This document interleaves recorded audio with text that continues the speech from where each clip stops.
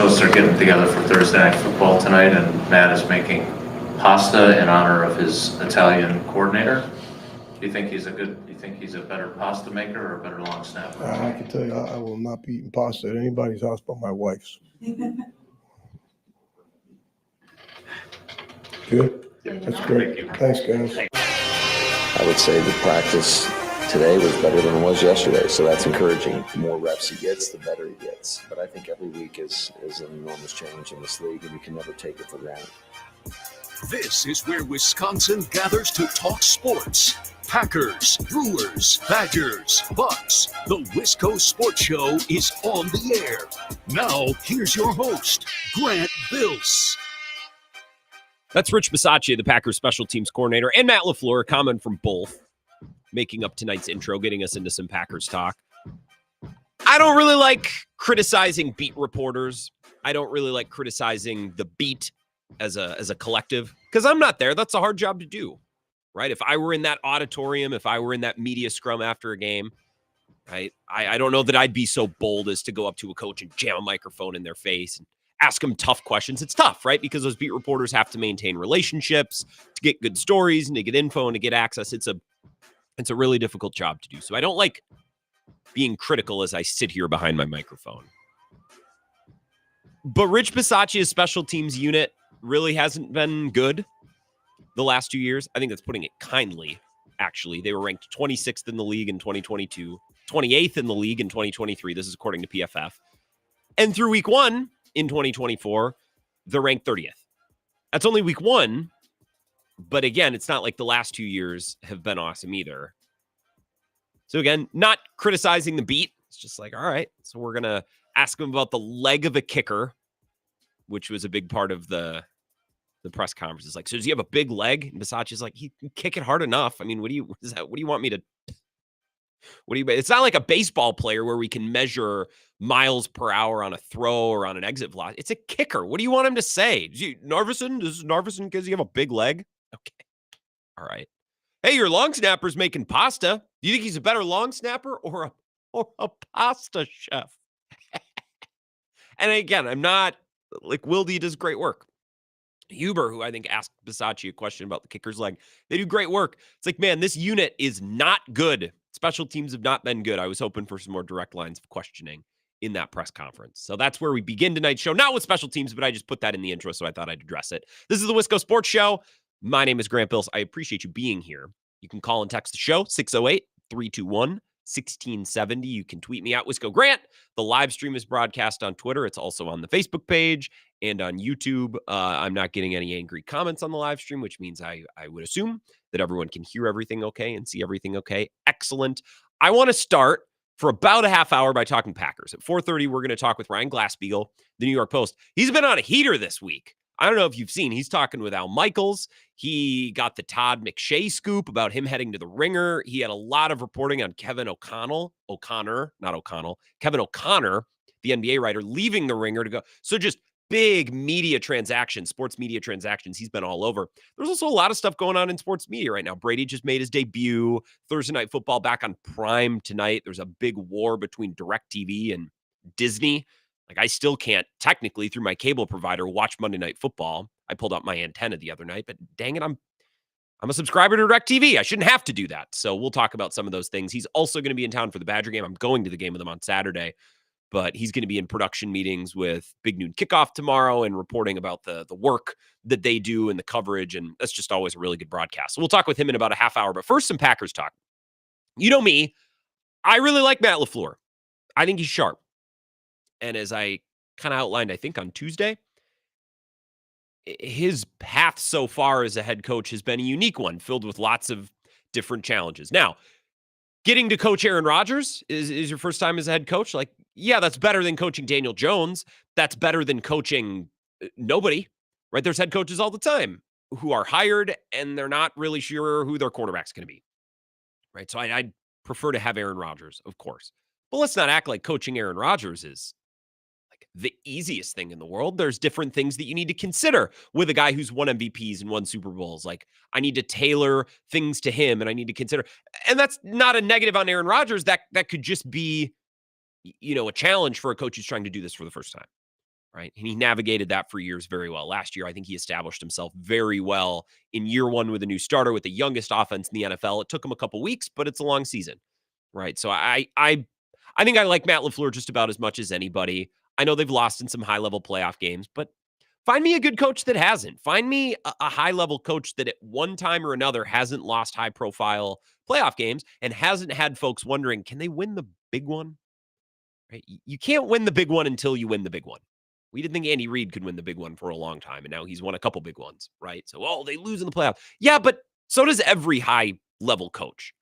Bad coaches lose in the playoffs. Good coaches lose in the playoffs. It's single elimination, and only one team from each conference gets to go to the Super Bowl. Okay, so we're picking nits, which is fair because that's what we do in sports, especially at those at the top of their profession. But I really like Matt LaFleur. He's not perfect. And as I talked a lot last season, I just don't know that there are any perfect coaches. There are coaches that lean more into scheme. There are coaches that are more CEO leader types. There are some coaches that are really good at the granular decision-making in-game, and then there are others that are a little bit more abstract. Every single coach in football has different strengths and weaknesses. There is no perfect coach. So I think coaching in 2024, I want the coach that's good at the stuff that I care about. I care about offensive scheme. I care about progressive decision-making on fourth down, right, in plus enemy territory, those types of things. And Matt LaFleur, most of the time, is really, really good with that. Every once in a while, I think he'll make a gaffe on fourth down. But some people probably believe like, hey, I would have punted there instead of going for it. Well, I'll believe, I wish you wouldn't have punted that one time. I wish you would have gone for it again, right? So we could probably argue for hours on fourth down decision-making. My point is, I like Matt LaFleur a lot. However, today, I don't think I'm doing my job, as unimportant as my job is, if I don't give him a little flack. I'm not going to attack him. I'm not going to yell at him, but I think you should take a little flack. I want to play you two comments from Friday night's presser in Brazil. This one talking about his pass rush and the pressure or lack thereof they put on Jalen Hurts. I don't know. I got to go back and take a look at it. But, I mean, they were having their way with us. I would say it felt like Jalen had a lot of time to throw the football. And I think any time that you don't get a pass rush, and, again, that is a really good offensive line. I just expected more from our pass rush tonight. And then, when we did bring pressure, there were a lot of times it looked like guys were uncovered. We had some mistakes. Certainly in the run game, especially, we had some blown gaps where Saquon was barreling through there and getting chunk gains. So you can't do that against a really good football team. So he's criticizing the defense, some schematic things, some decisions that I think Jeff Hafley and his coaching staff made, but also just execution on the field, things that his guys weren't doing well enough. And Matt LaFleur at the end of the day is responsible for that stuff. I don't think he should be prohibited from commenting on the defense because it's not his side of the ball. He's the head coach. Everything is under his umbrella, right? Now, in Friday night's presser, he called it a team loss, and he talked about the failures of his offense as well. But these comments about the defense, they just stick with me a little bit. He talked about the defense getting turnovers, the offense needing to convert, but still the defense, even with those turnovers, needs to be better. Come away with 9 points off 3 turnovers. That's not good enough. That's not going to get it done. And do I think we need to play better defensively? Absolutely. We can't give up, 30 some odd points a game in the league. That's usually a recipe for disaster. Okay, he's right. Turnovers aside, the end product, the counting stats, not good enough. 400 plus yards, 30 plus points, not good enough. And I agree, just a couple of comments about how the defense wasn't good enough. And then yesterday in his presser, and this is not something that I played during last night's show, he was asked about the defense late in that game in the fourth quarter.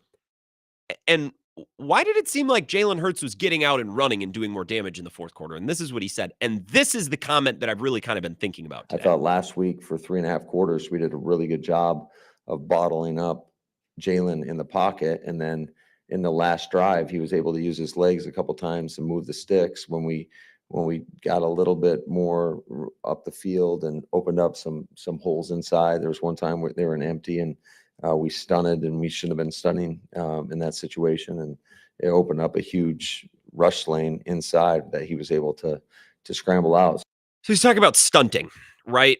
A stunt isn't necessarily a blitz, although I think a blitz can be a stunt. But a stunt is not a blitz in and of itself. A stunt is where you take, say, 4 down defensive linemen who are rushing, and you move them in some sort of combination or concert off of each other. It might be a twist. It might be, right?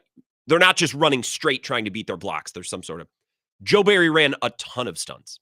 He led the league in percentage of plays where his defensive front was stunting last year. Jeff Hafley stunted, I think the number was like 8 or 9% on Friday night. And I'm not going to go back and watch the film because I'm just not going to do that. I'm sorry. I'm just not. But I would bet you dollars to donuts based on the video that I have seen and what I have read and the commentary that I've listened to is most of those stunts, that one that Matt LaFleur is describing, took place later on in the game as the Philadelphia Eagles are trying to salt it away on offense. And it's the comment in there where Matt LaFleur basically says, we stunted in a spot we weren't supposed to stunt. When we got a little bit more up the field and opened up some holes inside, there was one time where they were empty and we stunted, and we shouldn't have been stunning in that situation. And it's a little thing. It's a little thing.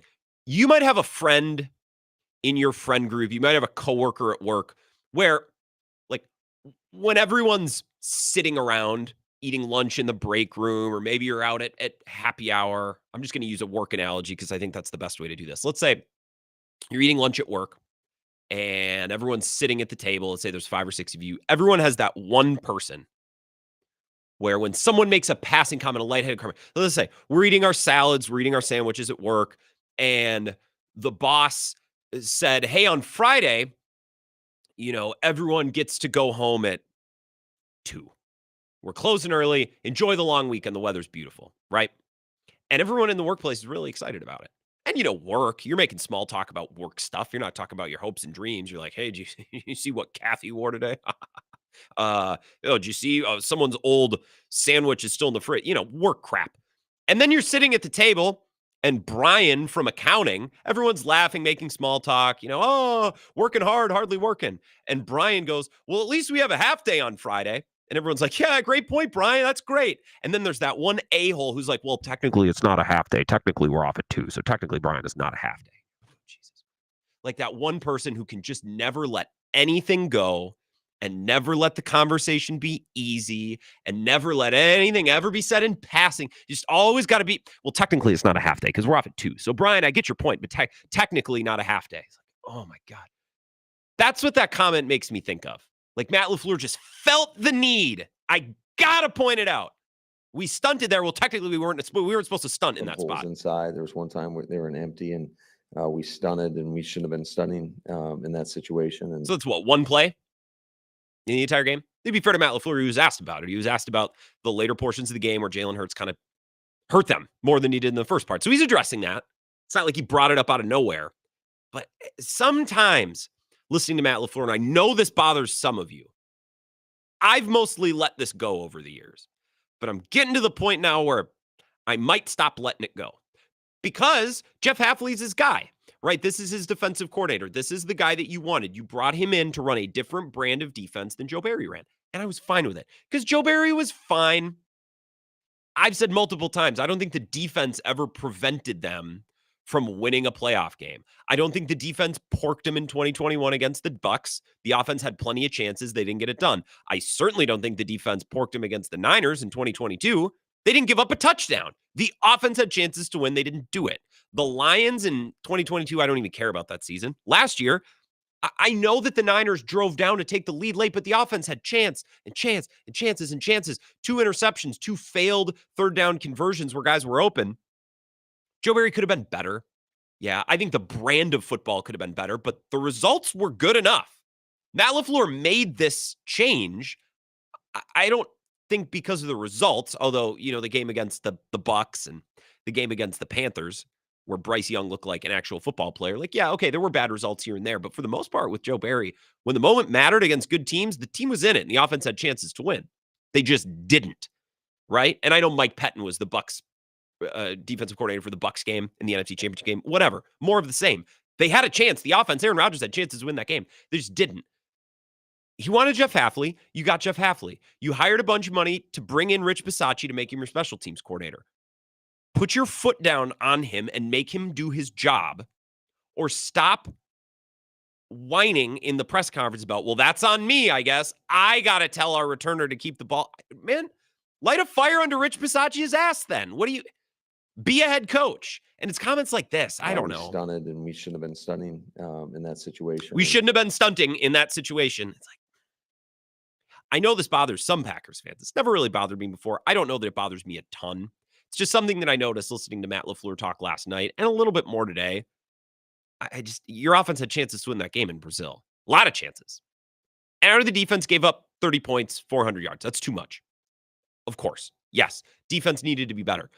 But they weren't the reason that you lost. The offense can be the reason that a team wins a game.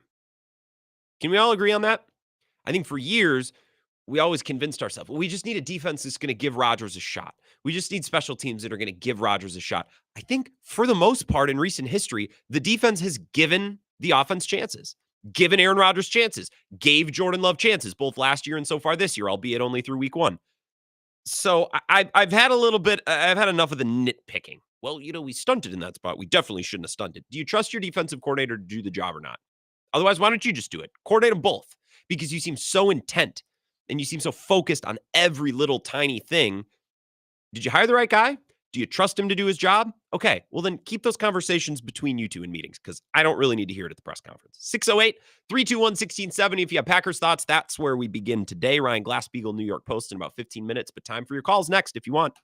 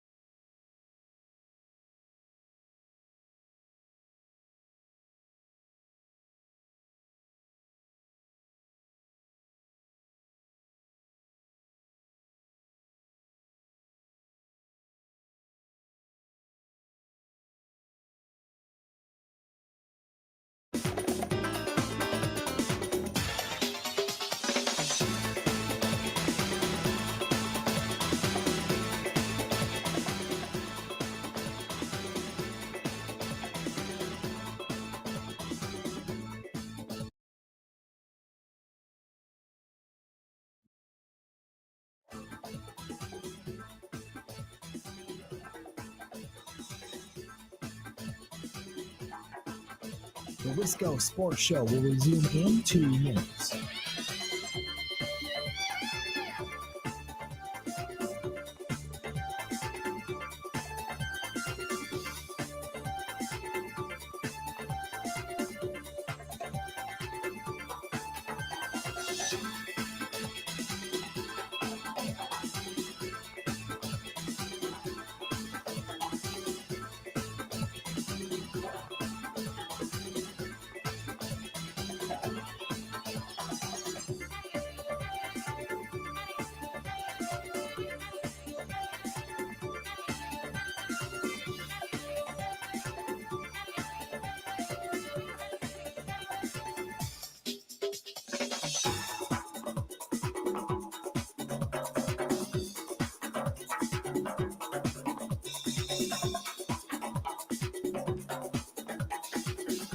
The Wisco Sports Show will resume in 1 minute.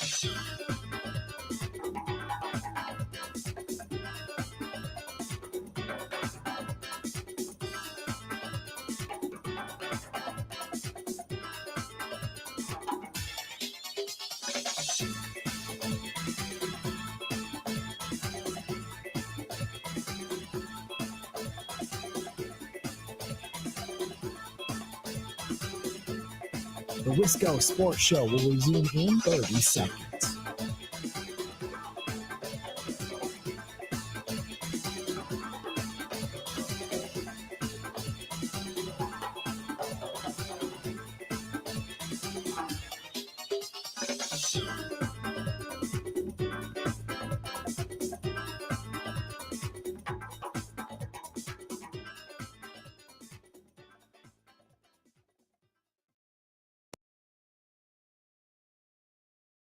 I thought last week for 3.5 quarters, we did a really good job of bottling up Jalen in the pocket. And then in the last drive, he was able to use his legs a couple times and move the sticks when we when we got a little bit more up the field and opened up some holes inside. There was one time where they were empty and we stunted, and we shouldn't have been stunning in that situation. And it opened up a huge rush lane inside that he was able to scramble out. It's Matt LaFleur yesterday. That's the comment we started the show with. There's always a little poke, a little prod, a little mention of the defense needs to be better at this. It's just a lot of woulda, shoulda, coulda after the fact. And I saw this quote, Adam Stenavich and Jeff Hafley speaking with the media today. Maybe we'll get to that later on in the show. Maybe we'll get to it tomorrow. This quote tweeted out by Ryan Wood. Adam Stenavich on the discrepancy of Tucker Kraft playing 64 snaps versus Luke Musgrave's 17. We definitely don't want that. We'd like to have that more even. That's one thing we're going to have to even out as the season goes along. Okay. Does he mean that? Because that kind of seems like an easy thing to get right. Like if you really wanted your tight end split on Friday night to be 50-50, if it's 60-40, sure. But that split's not even close. So either you're lying, and that's fine, because I think it's more of a matchup thing. Mike Renner talked about it yesterday with the field. I just think they wanted more outside boundary down the field players because it was easier to get open. Not that helped them catch the ball. That was one of their issues. But like if Adam Stenavich is being genuine, it's like, yeah, whoopsie, we didn't want that. We'll change that moving forward. You messed that. That seems such an easy thing to get right. Or at least get more right than they did. 64-17 snaps. That's not a rounding error. That's a huge thing. So if he's genuine and being honest that that's not something that they wanted, okay, well, now it's another concern. Again, after the fact. I like Matt LaFleur. I like his coaching staff. It's just sometimes some things that are said in press conferences and some things that are said and done just eat at me a little bit. Just a little bit. That's all. 608-321-1670. Let's take a call or two. Wisco Sports Show. Who's this? Grant, Tony from Texas. Now, yesterday, Pete from Monona called you out for trying to fire Luke Fickell. I'm going to call you out about this Matt LaFleur stuff here. Okay. First of all, the man's got a 65% winning percentage, including playoffs. Mm-hmm. To put it in perspective, Lombardi was 71%, Don Shula 67%, the great Bill Belichick 64%. Name the coaches right now that you would rather have over Matt LaFleur. You could probably count on 2 or 3 fingers, really. In the NFL right now? Right now. I would take McVay. Okay. Shanahan. Okay. Are those both fair, by the way, before we keep going? I will, but I'll say Sean McVay, 61% winning percentage. He's got a Super Bowl. I don't care. I think Sean McVay's excellent. There was a time where I was like trying to figure out a way to not have. He's excellent. So I'd take McVay and Shanahan. I mean, there might be coaches that are not far away. Those are two that I would confidently take. Jim Harbaugh, Andy Reid, those guys maybe. I mean, maybe Andy Reid if he wasn't John old. Harbaugh. Like, I don't know how much longer Reid's going to coach. Well, this year. This You're year? in a playoff game. Who you got? Who you want in a playoff game? You trust LaFleur in the playoffs or do you not? Is Andy Reid in the playoffs a bit of a Steve Spagnuolo merchant? Like, if Spags wasn't there coaching his defense all the time, would we be criticizing Andy Reid for a lot of the same things that I think Matt LaFleur gets criticized? All right, now you're cooking. Well, I'm just saying, Andy Reid. No, you're right. And he's got an incredible quarterback, obviously, which has made him look good. He's always been a great coach. He was just thought of for a long time as a coach he could never get over the top. He now has a quarterback to cover up for some of those game management awards. And what a great scenario! A defensive coordinator that's kind of been there, done that. He's done other things, and he's settled now into a role where he's there, and he's their defensive coordinator. That's a really good. I think Andy Reid is excellent and a better coach than Matt LaFleur, but I think the pieces around him have only made his situation better, and that's to his credit too. He convinced Spags to stay. I mean, that you're making an excellent point. I've always said that about Spagnuolo. And you look at some of the elite teams the last 20 years, there's always a coordinator or two that are just high-end coordinators. Maybe they're lifers. Maybe they've got previous head coaching experience, but they're always there. And, I think of Bill Parcells had Belichick. Sean Payton was a coordinator. These guys, these high-end coordinators that eventually get NFL jobs, and sometimes they work out, sometimes they don't. But creating the coaching staff, if you have one beef with LaFleur, I think it's the coaching staff. That you can have a beef on that. As far as the special teams, we rip on Bisaccia, which I think you should. He's the highest paid coordinator, and he's the assistant head coach. Do you think that was a bad hire? I don't know. I would have done the same thing. That's the thing, and that's why, like, I don't know that we can. And I don't know that Hafley's a bad hire. Here, let's be a little bit more specific. It's not just about his coordinator selection. It's coordinator implementation. Like, why do these coordinators come in? And I'm not judging Hafley. This is more of a Bisaccia thing. But, like, why do coordinators seemingly struggle to come into Green Bay and be good and to excel? Like, when has anybody ever come to Green Bay and we've like, wow, that was actually a great hire? I think it's a lot of more of the same. Okay, here's my final take on this. Okay. All right, they're elite offenses the last 25, 30 years. I look at that. Why are they an elite offense? They have an elite player / leader, Hall of Fame type players. They don't have that on the defense. It's consistent. You know, they had Charles Woodson. They had, Clay's not even a Hall of Famer. They had Reggie White, Leroy Butler. But defensively, they haven't had those high-end elite leader type players in a long time in Green Bay. And then also special teams, they have, like, who's your special team? I remember Jared Bush back in like 10 years ago, but who's like, man, that special teamer on the Packers, who is that? Eric Wilson? Yeah, I don't know. And those are some good takes, especially on the defense. Like, they just haven't had that blow your doors off difference maker on defense. They've had good players. I still question if they have many great ones. Like, what do you need? Do you need Matthew Slater and prime Chris Banjo and Jared Bush? Like, I'm not asking for them to have the number one special teams in the league. Can you be better than 27th? Can you be better than 26th? Because so far he hasn't been able to. That's more my gripe. I'm not setting the bar that high. So when I say coordinator implementation, I don't even know what that means. It's just something that I'm thinking about. I don't know that Bisaccia was a bad hire. Has Matt LaFleur built a system, built an organization, built a culture where people can come in and succeed? Right? Questions and comments like this, and now I'm really, really reaching maybe. But, I listen to him say things like this, and I wonder, like, you micromanaging, you letting your guys do their own thing? We stunted, and we shouldn't have been stunning in that situation. And like, is Matt LaFleur in all these meetings, getting his fingers in every piece of the pie? I don't know. Some of these coordinators, we'll see how Hafley works out. I'm certainly not going to judge him after a game. Bisaccia, I'm judging. Should be judging. The results have been bad. I'm not going to judge Hafley yet. I just wonder if there's more to it than picking the right coordinator. It's about picking a good coordinator, picking a good candidate to bring in, yes, but then how do you empower them? How do you set them up to succeed?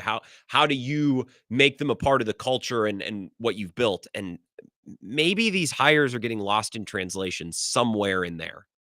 Bisaccia specifically, buried to a certain degree, although I never really thought he was that inspiring of a hire. I think Hafley is.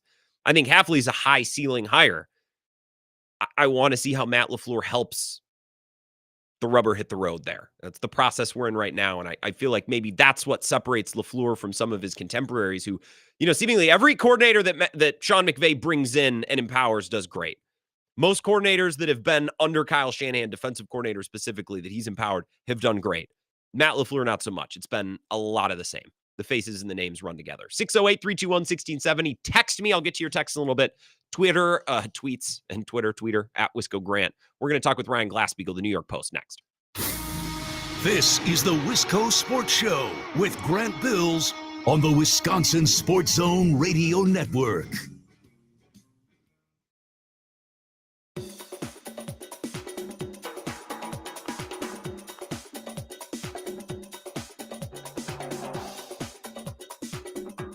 The Wisco Sports Show will resume in 5 minutes.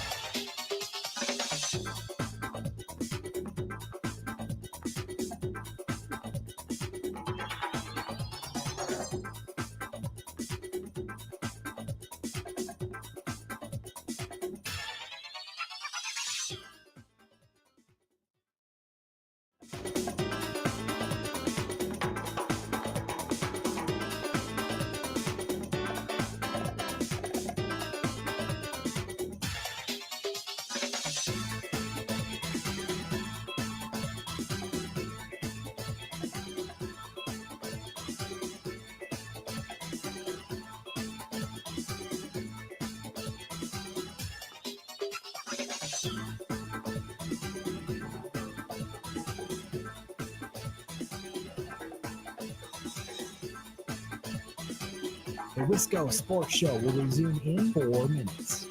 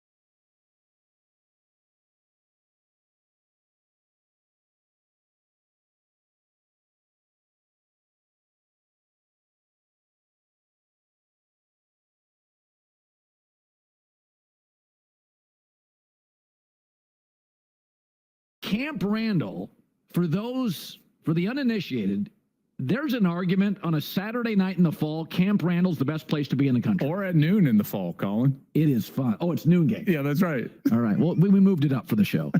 Okay. It's in the title. Funny moment from the Herd yesterday. I love the hits with Klatt.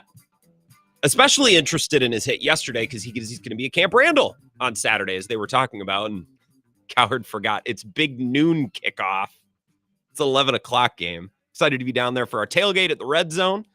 I believe our next guest, Ryan Glasspiegel, the New York Post, going to be there as well. It's not a night game. In fact, Ryan, I'm happy that it's an 11 o'clock game. Get there early, go to the game, and then have the rest of my Saturday. I don't know if that makes me an old man, but I'm glad this isn't a night game. Yeah, so I love Big Noon for TV because it's great to have a big game in that slate. You know, until Fox came along and did this, that was a pretty lemon window of games, and now they're more evenly distributed, and that's nice. I think when I'm going to the game, my ideal is 2:30 Central kickoff. Okay. You get ample time before the game, but then especially when you lose a night game, it's just it's exponentially more deflating, especially if you have to travel back to wherever you're going after the game. And so I'd say for going to it, 2:30 is my sweet spot, but I'm very excited to go to this game at 11 local time tomorrow, Saturday. Well, right. It all starts to run together. Noon, night game. What's the difference? I'm with you that I think Fox putting their premiere game at 11 is great. That was often a time slot where there wasn't much going on and you needed to wait. So I'm glad they solved that problem. I know you're working on a story about Fox. Do you want to talk about that?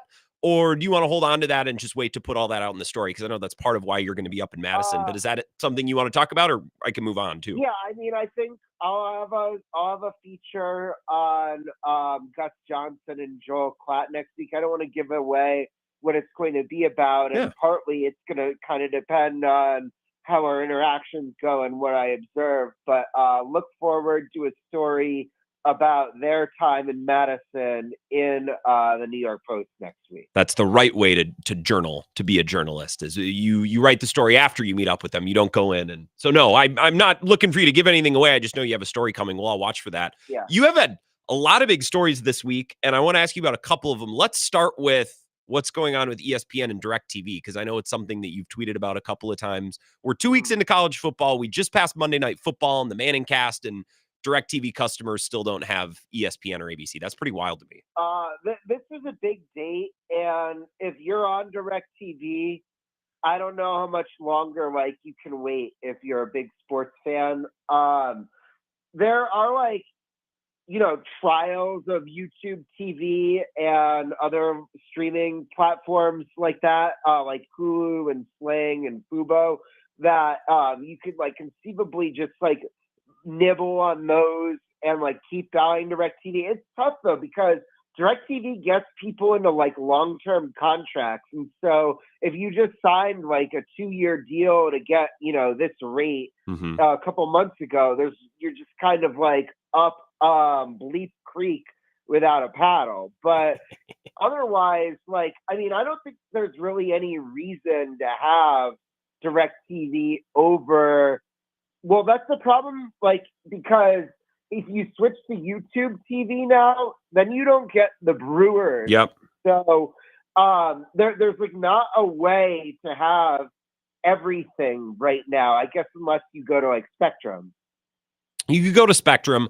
I have DirecTV because I watch a lot of sports. I need Bally. I need to see the Bucks and the Brewers. And when I pay for DirecTV, it's more expensive, but it's but I know I'm getting everything. I'm not going to be like YouTube TV that doesn't have the RSNs. I'm not going to be I'm paying to have everything.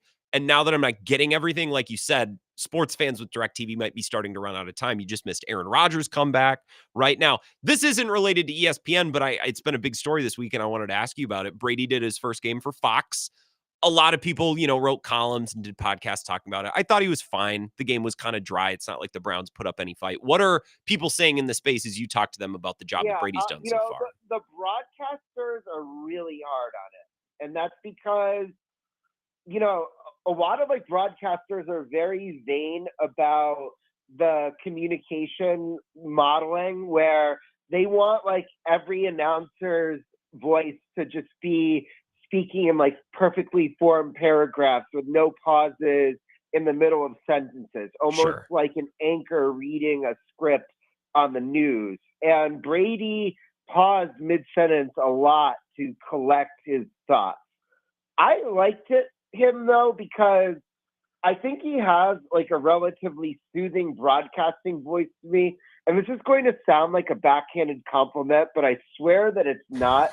Brady is a good announcer to have when you're like spending a lot of time looking at your phone. He's not going to like pierce the veil and speak in a tone that like kind of makes your skin crawl and disrupts kind of being distracted during the game. And I swear I don't mean that as a backhanded compliment, because that's not like, that's 90% of what I want is an announcer not to annoy me when I'm not paying attention.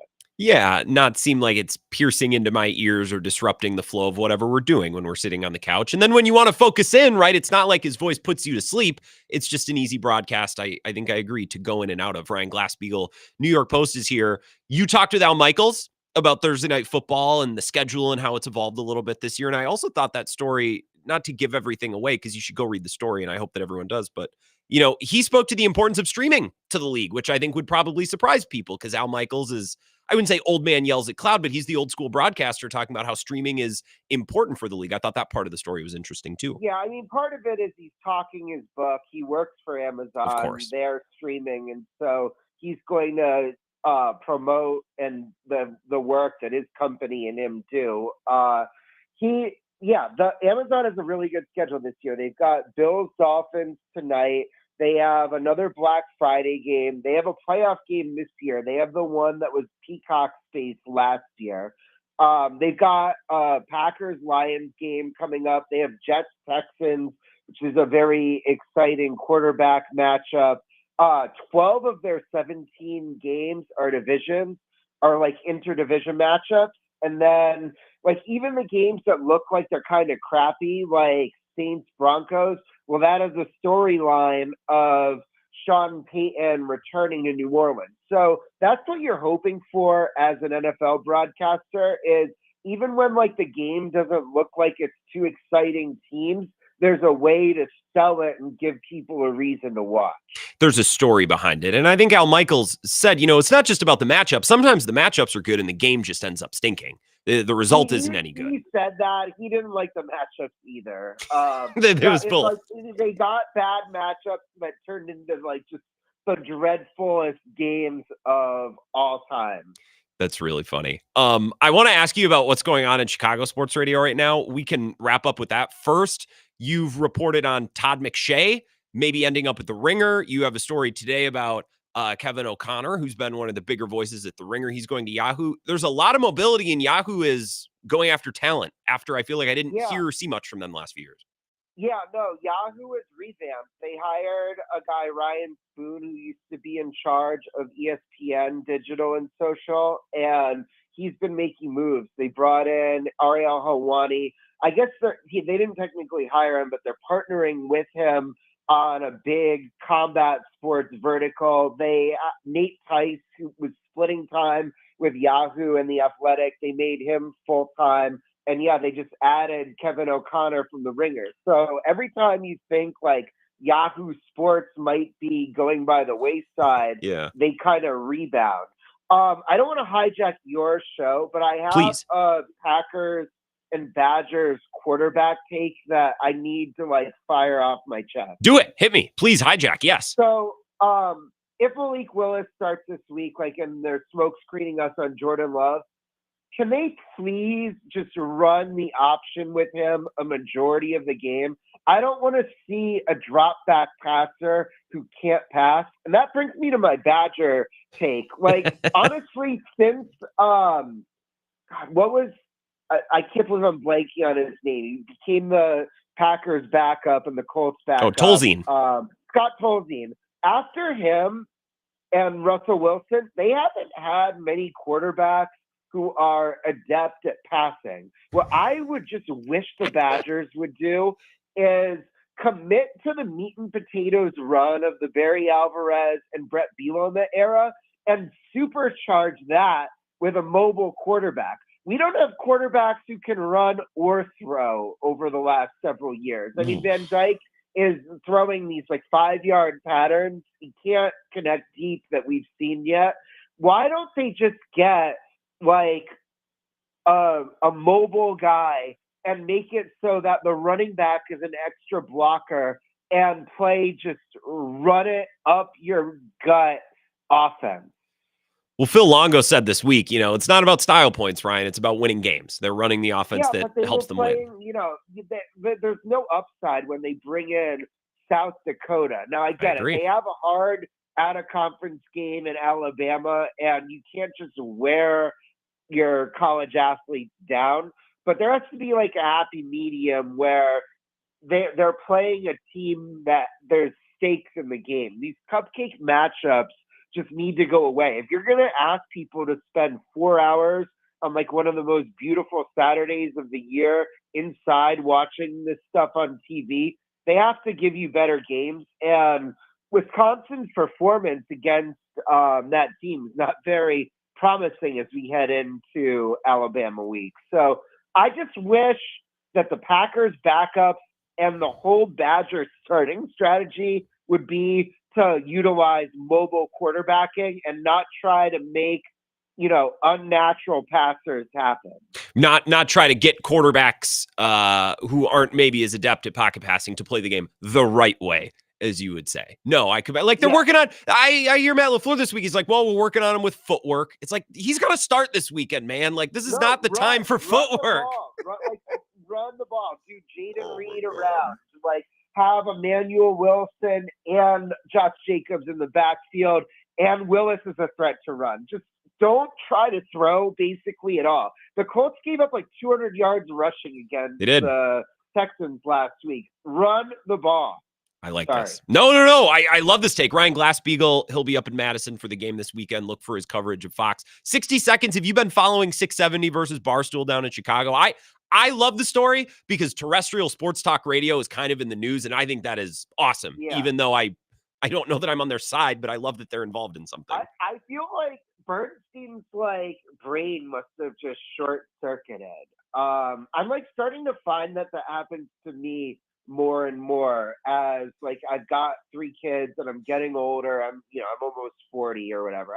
I guess I'm almost 38, but I don't want to give myself too many years. It's very funny. It kind of brings you back to an internet of 10 years ago when it was internet versus traditional media. Now Barstool has won that war. Yeah. They are so much bigger than any even WFAN, which is the biggest ever, and I grew up on it. Barstool is way bigger than any of these radio networks and any of these local news outlets, and honestly, almost everybody nationally. So Portnoy won that war. It's almost like he is punching down in this circumstance, and that's what's kind of funny about it. I don't always like the Barstool mob. Hey, everyone get in the mentions and call the radio. I don't love that, but also Bernstein, why is he? The time he deserved it. I think so too. Why are you being a knob? Of all things. Why was he just? Are we allowed to say the DOU word on radio? DOU. What do you mean? DOUCHE. Oh yeah, you could say yeah. He was a douche. Why was he being such a douche? There's no reason for it. This guy, as Portnoy said, Eddie is doing 670 a favor. When they have Barstool people on there, it's Barstool doing them a favor, not vice versa. And so I just didn't understand what his angle was there. This is the most bizarre thing to get upset about. The show is called Bernstein and Holmes. What is Eddie supposed to call him? Wouldn't call it, and he's like, you can call me Bernsey. It's wouldn't making up a nickname for you be worse than calling you by your last name? Oh my God. I don't get it. But I think it's cool to hear Big Cat, going through the history of terrestrial sports radio and rivalries in Chicago. Like, that's good. That's cool. That made me happy.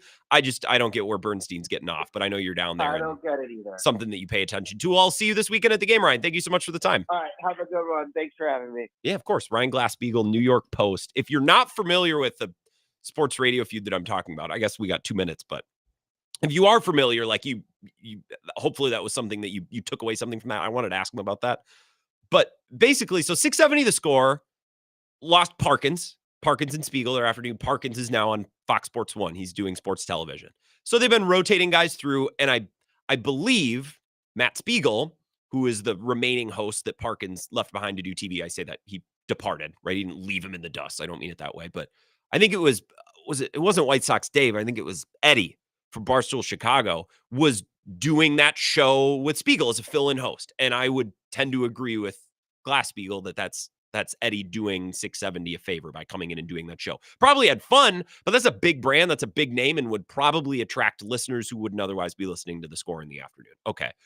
They were doing crosstalk between the midday show, the 10 to 2 and the 2 to 6, which I think they do between most shows. They have that transitional period of 10 to 12 minutes. Not all sports stations do it, but the score does. And I guess Bernstein's never liked Barstool. Bernstein's kind of like Big Cat described it as kind of like a Keith Olbermann type, like holier than thou, wanting to be politically correct, just very looking down on those who talk sports informally. Barstool, right? Now, I think Barstool also has really good, serious sports talk too, but some of it can be a little informal. And I think Bernstein is this stuffy old school radio guy who is like this riffraff, has no place in my sphere, right? And basically all that happened was Eddie called him Bernstein, during the crosstalk, and Bernstein was like, you can call me, what is it? Is it Dave? You can call me Dave. You can call me Bernsey, but you can't call me Bernstein. You don't know me like that, and made a big stink out of it. It's like, dude, your name is on the show. It's so bizarre. And the clips, and it's just been a thing now, Barstool versus 670. It's entertaining. I like it because that means terrestrial sports talk radio is in the mix with Barstool. I think that's good. I wish it wasn't because Bernstein was being a little bit of a knob, but I'll take it. It's a win for sports talk radio. It's good for the business. Appreciate Ryan Glasspiegel. He's on Twitter at Sports Report. Read his Fox profile that's coming out. I know he's in Madison tomorrow, I think, joining Joel and Gus in production meetings. And then maybe I'll just be able to rope him down to the tailgate on Saturday morning. I know he's going to be going to Wisconsin, Alabama, and taking it all into big noon kickoff down there. So it should be a fun environment. It should be a really fun setup. I remain skeptical about that. I remain very skeptical about how the game's actually going to go, but I guess we don't have to worry about that until 11 o'clock Saturday. Let's take a 3-minute break. We'll continue the Wisco Sports Show next. This is the Wisco Sports Show with Grant Bills on the Wisconsin Sports Zone Radio Network.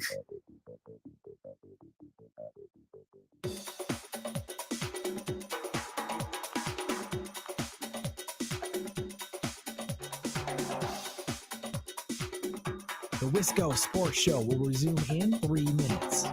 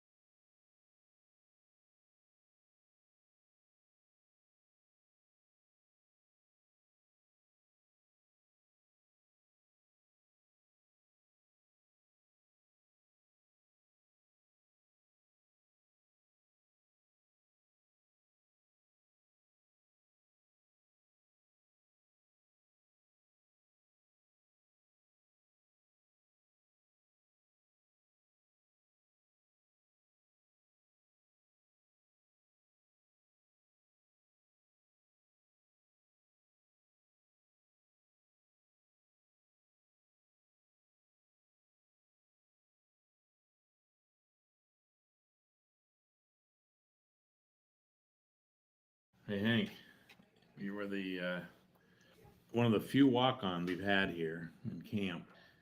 And Gord and Zach had given me reports on you and said that you've been a good teammate.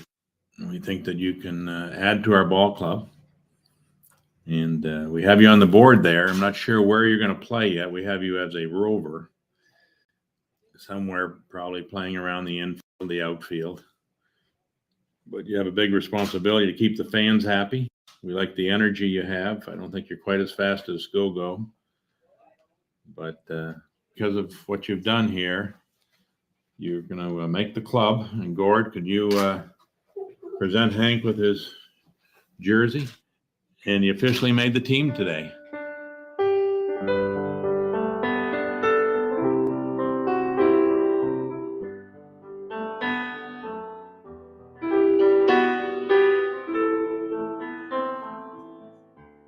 The Brewers community lost a real one today. They lost Hank the dog. I collected some sound. First official appearance at Miller Park. So we have people meeting him, and the store opened at 7 a.m. for folks to come in and buy their first Hank t-shirts and other Hank merchandise and meet Hank. He's been here from 7 to 8 a.m. this morning. Hi, guys. Meeting with fans and signing autographs. We love Hank, and we followed this story, and we saw videos of Hank, and he's really cute. And just having fun, and I think a lot of people are excited to see him. They've heard a lot about him. They're happy to have him in Milwaukee, where his permanent home is now. And I think it's taken the whole country by storm. I guess I would say it's a sign of hope and faith. You know, a stray dog finding a good home. It's hope, you know, that all strays can find good homes. Is that somebody who's lost can find love and support and companionship. We love Hank, and we followed this story, and we saw videos of Hank, and he's really cute. I'm a Cubs fan. Yes. So even dogs can cross team lines. He's a puppy. Who doesn't love a puppy? The reality is you know, we didn't plan this. We didn't orchestrate this. This sort of fell into Powerful and moving. We didn't realize. Continue the Wisco Sports Show next. Hour Hour 2. International sensation. He's a puppy. Who doesn't love a puppy?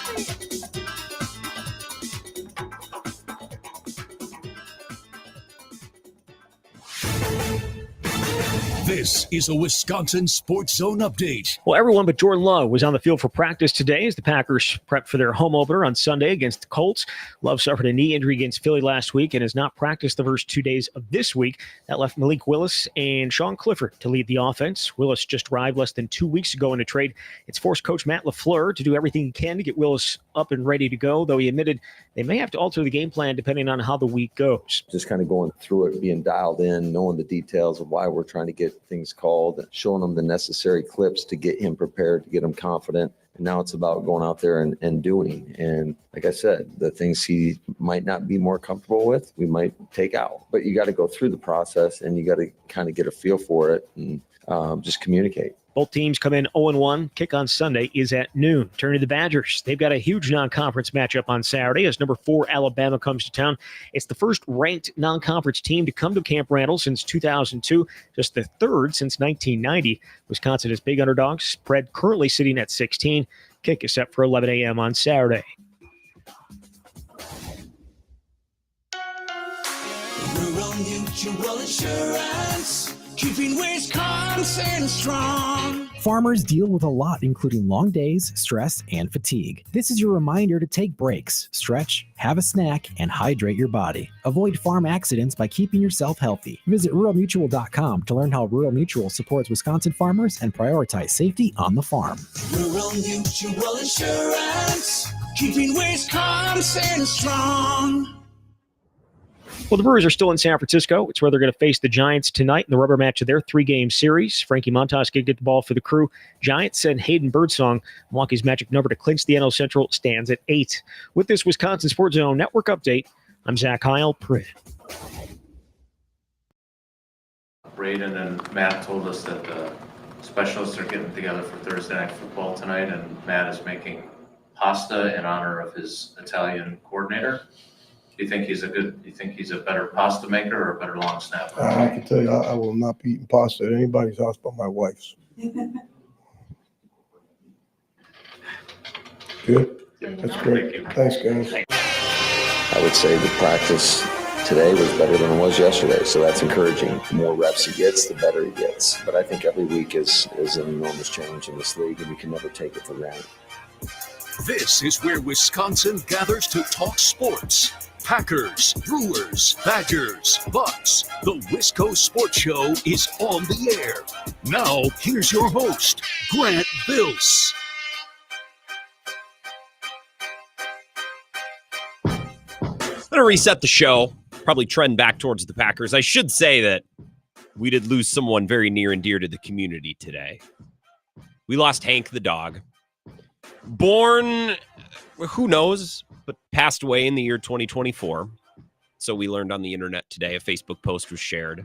Hank the dog has crossed the Rainbow Bridge over the Menominee River from the Yount lot towards the, what entrance is that? Is that the Associated Bank entrance? Where does that bridge try? That's the bridge that I'm thinking of. Yeah, towards the Associated Bank gate. That bridge that takes you from the Yount and Euchre lots, past the Gantner lot, past the tailgate house, over the Menominee River. That's the Rainbow Bridge that Hank passed over today and has now gone to that big chalet in the sky. So we wish a farewell. I don't even know. How do you commend a dog? I don't know. I did go back and watch a lot of old Hank videos today. There's a good amount of YouTube content from 2014, 2015. Rick Schlesinger, a lot of commentary about how that whole, I guess, production came to be. Interviews with fans, footage from the old ballpark, footage from Fox Sports Wisconsin. Like there's good content if you look up Hank the dog on YouTube. I did my best to collect some of it this afternoon, but I only have so much time between Bill's show and this show. You know, should I spend that time lifting old Brewers content off of YouTube about a dog that's passed away, or should I watch Matt LaFleur's presser? Probably the latter is what I should watch. But we will continue to pay tribute to our fallen goodest boy, Hank the dog, who I don't know how old he was. I'm not even convinced that the one that died today was the original one, but good enough for the show at least. We all remember Hank the dog passing away 2024 to the Rainbow Bridge over the Menominee River and towards the Associated Bank entrance out in the outfield, right center, right behind the Toyota Tundra territory. That Tundra that they're totally going to give away if someone ever hits it. Totally. Trust us, guys. If someone hits it with a ball, we'll actually give it away. Very, very, very, very back at 4 o'clock, the beginning of the show, talked a little bit about Matt LaFleur, some of his commentary, and it just seems like he needs to needle at his coordinators. Now, I'd needle the piss out of Rich Bisaccia's special teams because they've been awful. And, I mean, they paid him a pile of money to come in, guy with head coaching experience, made him assistant head coach, gave him the special teams, and they've been ass. They've been bottom 3, 4, 5 in the league since he's been here. So I would needle Rich Bisaccia. But with Jeff Hafley, like Matt LaFleur earlier today talked about, well, you know, we stunted and we shouldn't have stunted. We did this and that. And I am confused as to why Matt LaFleur, who can scheme up an offense, who can obviously coach offensive talent, he can get a locker room to rally, he can do all those things. Why can he not, up until this point in his coaching tenure, bring in an assistant coach or bring in an associate coach and have it work? Have it excel, right? Now, I think like Nathaniel Hackett, I think that, but that's offense. That's under him. I'm talking about someone else who runs a different portion of the team. Why can it never excel anywhere else? I don't know. 608-321-1670. Let's take a call. Wisco Sports Show. Who's this?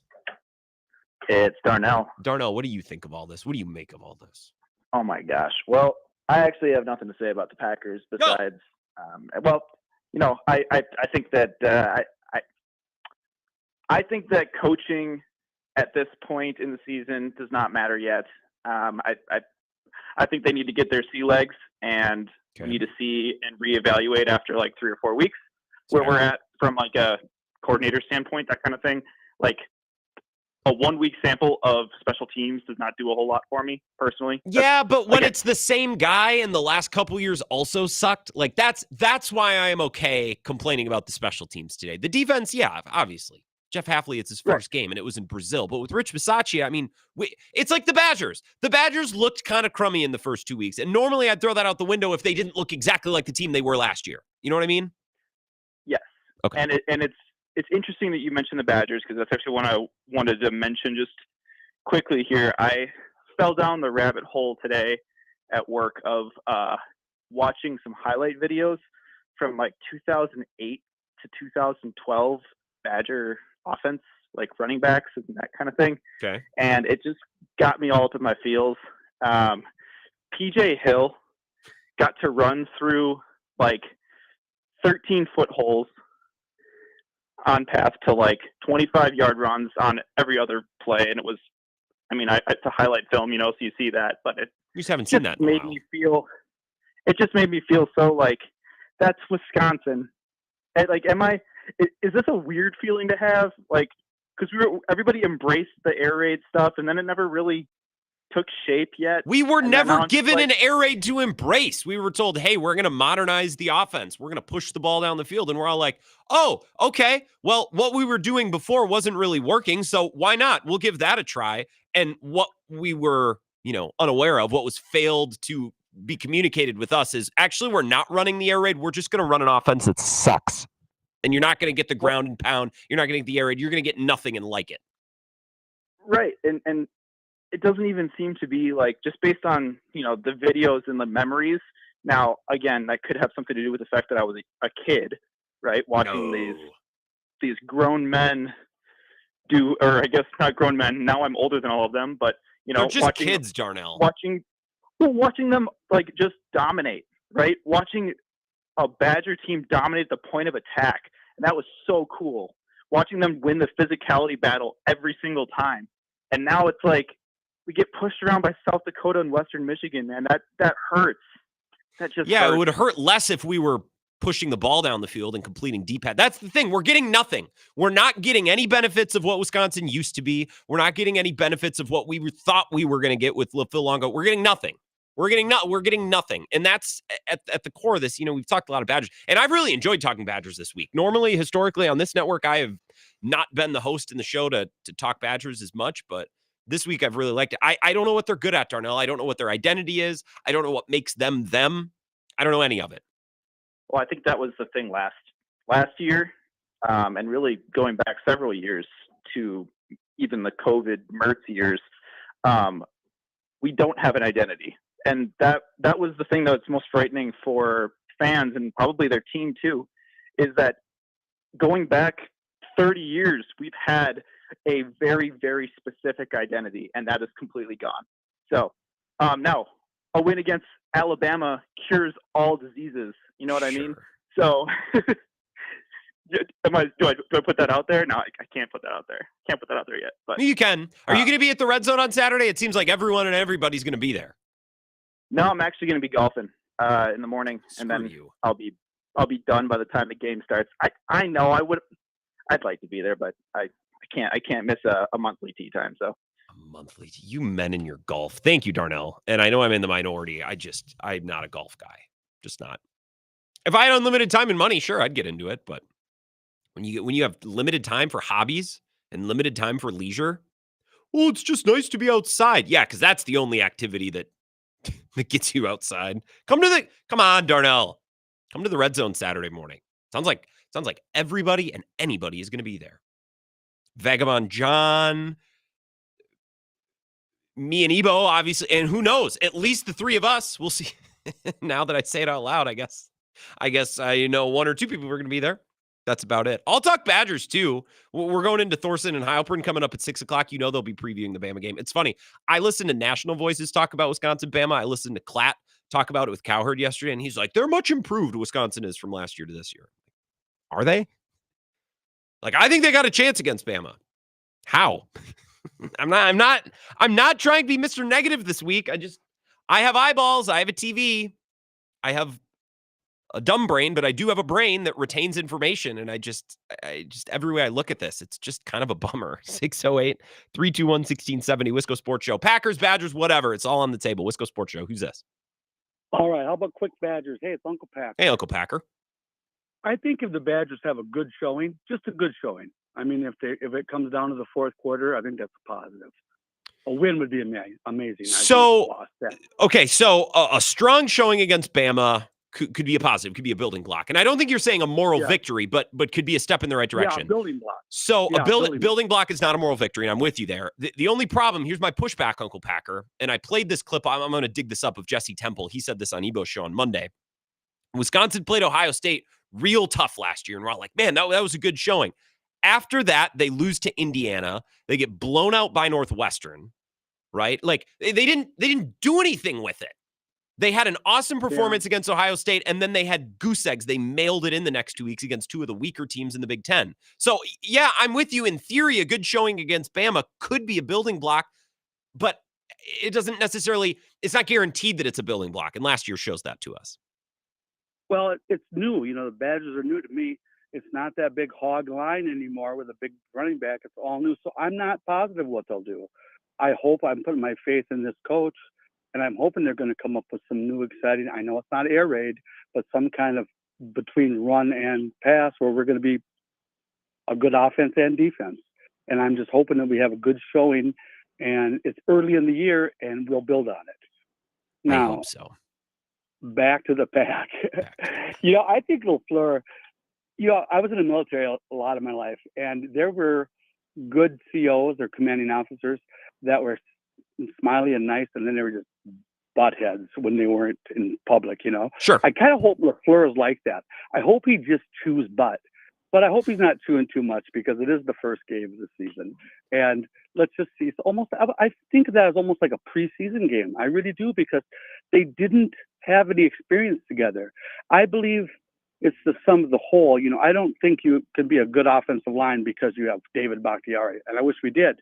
Or you have, you know, the guy from Philadelphia. I can't remember his name. But Lane Johnson, I think it's Jordan them Mailata. working as a unit. They got a lot of good ones. Jason Kelsey. I think it's them working as a unit. I think your offensive line needs to work as a unit, and it takes games to do that. So I think we're going to improve, because I'm an optimist. I think we're going to improve on defense, and I'm not worried about the Packers and how they're going to do it. And So I'm with you on all of that. The offensive line, and Uncle Packer, I'm going to move on to the next caller, and I appreciate you calling. We'll have to talk more. Call in tomorrow. There'll be a big Fins Up Friday tomorrow as we get ready for Wisconsin, Bama, and Malik Willis versus the Colts.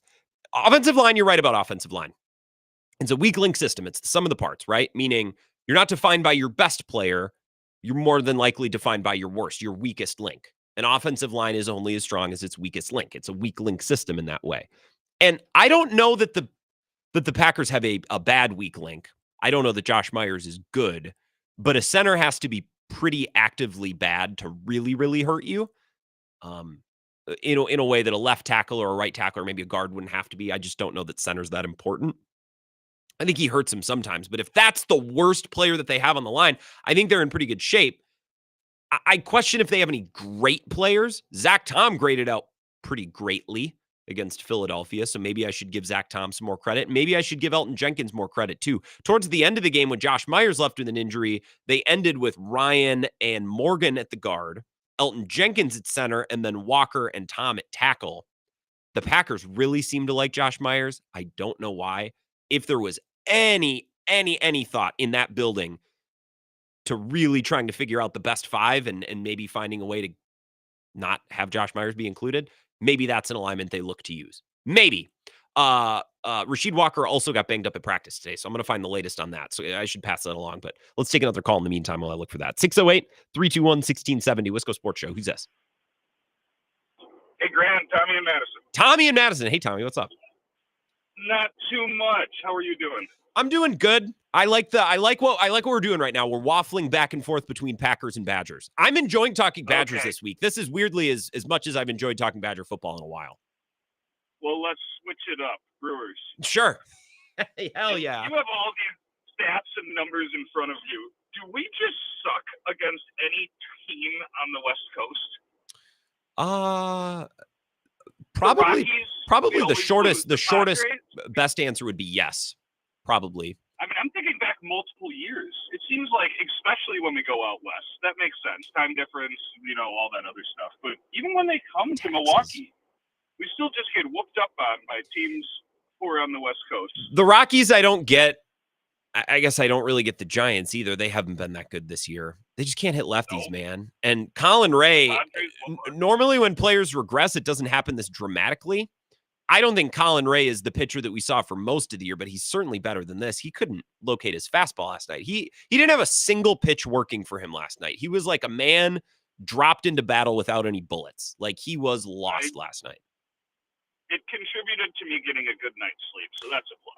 Well, I would say me too. I still stayed up just as late, but I wasted time scrolling on my phone instead of actually just going to bed, which is what I should have done. No, there was one moment in the game last night, and I think it was, I don't have the box score in front of me. I think it was in the second inning, the third inning at the latest.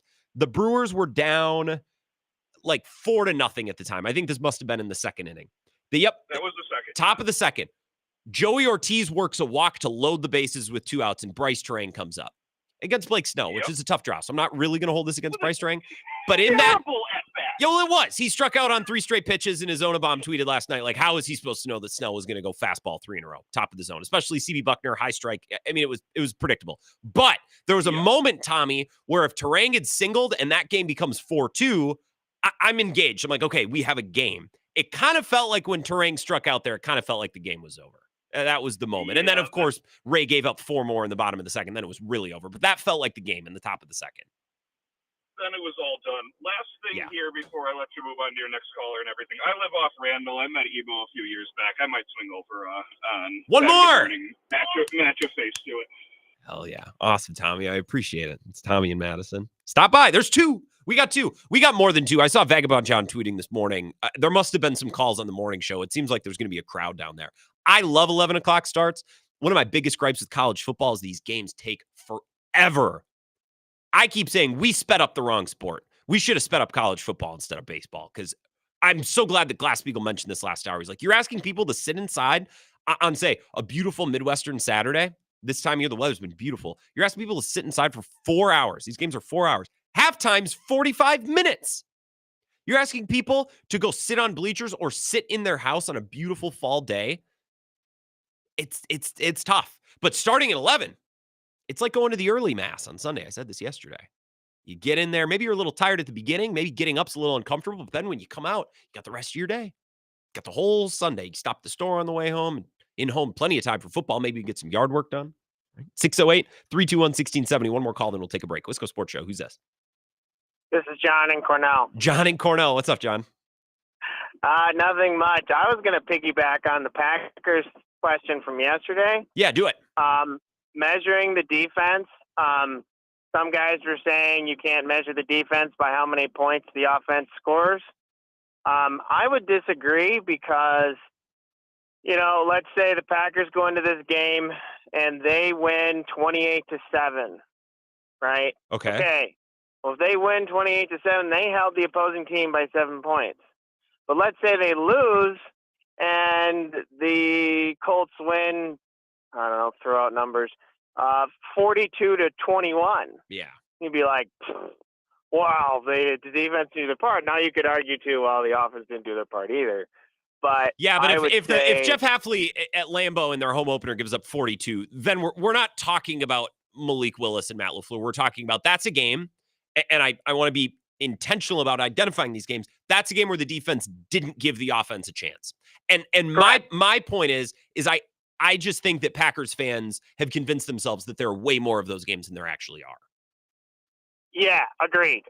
And I think, because this is the thing, if they hold them to 7, I think it would be points and then turnovers. If the defense forces 2 interceptions or something, then the defense did their part. They can hold them to points, but I think it's turnovers as well. But yeah, that's all I had to say. That's a great call. Appreciate it again listening and calling up in Cornell. No, I like that segment. Little Brewers, little Badgers, little Packers. We don't have to settle on one particular thing. Let's take a break. Be gone a couple minutes, and I'm going to get to your text because I haven't even touched the text line, and for that, I'm sorry. That's on me. I put my hand up. I got to be better. We're going to take a 3-minute break. We'll come back, continue the Wisco Sports Show next. This is the Wisco Sports Show with Grant Bills on the Wisconsin Sports Zone Radio Network.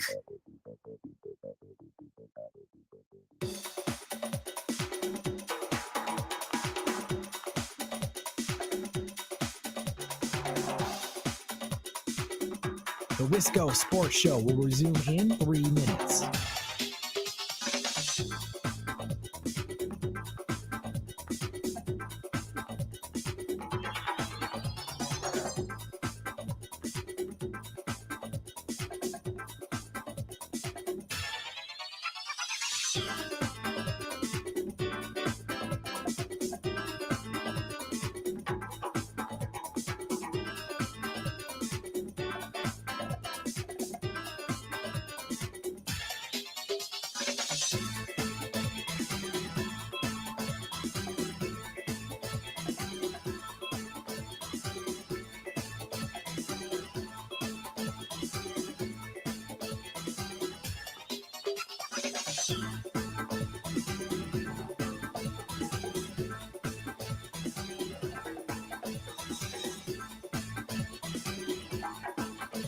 The Wisco Sports Show will resume in 2 minutes.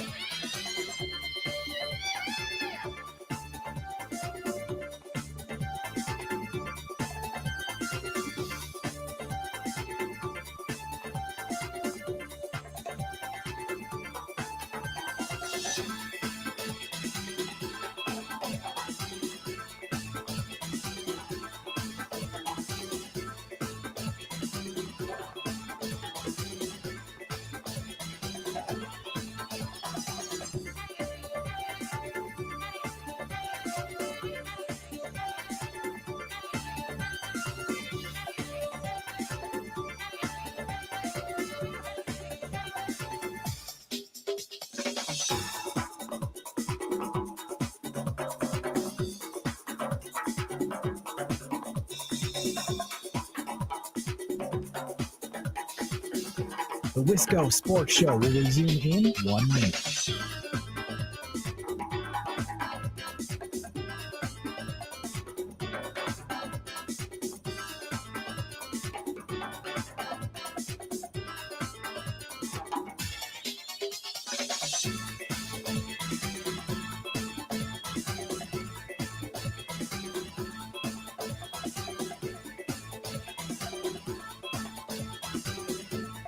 The Wisco Sports Show will resume in 30 seconds.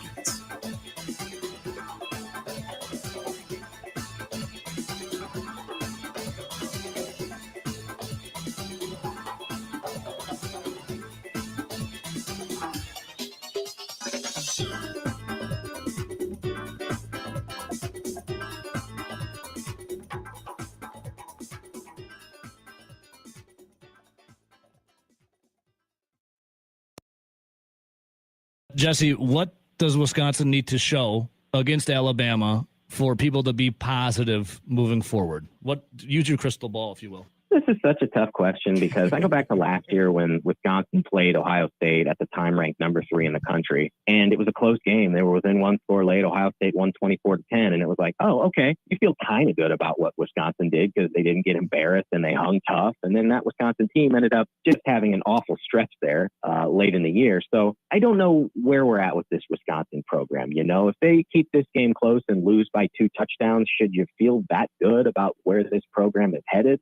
That is difficult because, I think everybody has a different barometer for what they consider success right now in a game against Alabama. But I know, at least based on the comment sections of my stories and what I'm seeing on social media, that there are not very many Badgers fans out there who believe Wisconsin is going to pull this off. However, if the Badgers do, it is one of the most significant wins, I think, in the history of this program, given where things stand, given the fact we have a 12-team college football playoff, and it would completely change the trajectory of Luke Fickell and his tenure here in year 2. I think that last part is worth discussing further. That's Jesse Temple with Ebo over the line on Monday on our same network, 6 to 10. I play that clip to highlight the first point that Jesse makes. It's like, well, that's a tough question to answer. Like, okay, let's say they hang within 10 points of Bama and they look really competitive. Okay. Well, they did that with Ohio State last year, and what did it get them? They followed that game up with a loss to Indiana and a loss to Northwestern. And they were down to Northwestern at halftime, 25-0, 30-0. It was an embarrassment. So even if they play Alabama tough, it doesn't necessarily mean anything. The last part of his answer when he's discussing, what a win over Bama would mean, forget the 12-team college football playoff, forget all that. I've never thought less about Wisconsin standing in a college football playoff than I am currently thinking about it. Ever since the college football playoff became a thing, every year since its conception, I have thought more about it vis-a-vis Wisconsin than I have this year. It might as well not even exist. My focus with Wisconsin right now is, can you show me a little identity? Can you show me that things are starting to coalesce in year 2? That things are starting to kind of crystallize and come together like, oh, okay, that's what we're building. That's what we're working towards. We brought in those players, recruited those players to serve this purpose. Okay. 12-team college football playoff. I need to see and I need to understand that this team is being put together with a purpose. That they're operating intentionally and not just like, well, this guy's got a couple stars, we'll go after him. And I guess, can we pay this guy? We'll bring him in. And it's just not looking like it's making any sense. I watch a lot of Chopped, watch a lot of Food Network. And I think the most pretentious criticism that a judge ever gives one of the chefs when they make a plate, it's like, it just feels like a bunch of ingredients on the plate. It doesn't feel like they're working together. It's not telling a story. It's like, okay. But also, I get it. And that's kind of how this Wisconsin team feels. It's like, I see all the pieces. I see all the individual parts, but what are we working toward? What are we building? What are we making here? And that's way more important. That I would start to focus on that. I would think more about that in a potential upset over Alabama if we're just talking about possibilities than I would a 12-team football playoff. If Wisconsin were to beat Bama, I'm not coming in here on Monday all of a sudden being like, well, and so if they win this game and that game and that game, are they going to get into the 12-team playoff? I don't care. I've never thought less about the college football playoff than I'm thinking about it this year, because Wisconsin just has more important things. They got bigger fish to fry before they can worry about making it into a college football playoff. C-Bomb in Eau Claire. Chad, I appreciate you listening. I know you're a Dan Casper diehard. Says, okay, Grant, the world needs to know, were you an Indian or a Mustang at Menominee? Changed to Mustang my 8th grade year. Got a free t-shirt. Wish I still had it. That's how you convince the kids. You give them all free t-shirts. Or was I in 7th grade? I feel like I was in English class when they brought in the boxes. Would have been in Miss Creviston's class, I believe. Trying to picture the class. I think it was 7th grade. In any event, I was in middle school. It was a very contentious thing. And I'm sure some of you around the state of Wisconsin have gone through mascot changes before. The townies don't like it. Very protective of history and heritage. I'm not making a statement on it one way or another. I'm just saying it's contentious. Geo in De Pere says, what are you talking about, in all caps? Packers don't have a blow-your-pants-off defensive player. I thought Rashawn Gary was the second coming of Christ himself. Geo and De Pere, been a while. And I sense the sarcasm through the screen. Look, why do you make me talk about Rashawn Gary? Because every time I do, I have to be negative, and I don't want to do that. I'm not an anti-Rashawn Gary guy. I'm not a hater. Sorry, I don't think he's Reggie White, which so many Packers did like 3 years ago. Well, if you just look at his pressure rate, it's like, okay, yeah, I understand that there are numbers more indicative of defensive success as a pass rusher than sacks. I know. It doesn't seem like some of those advanced numbers are as good. And also, do you watch the games? Watch the games. I watched the games. Not this last Friday's, but because I was at a wedding. That's not my fault. You want me to be that guy at a wedding? I refuse to be that guy at a wedding. But I watch games. He's just not as impactful. He's not wrecking games, not blowing up games like he should be.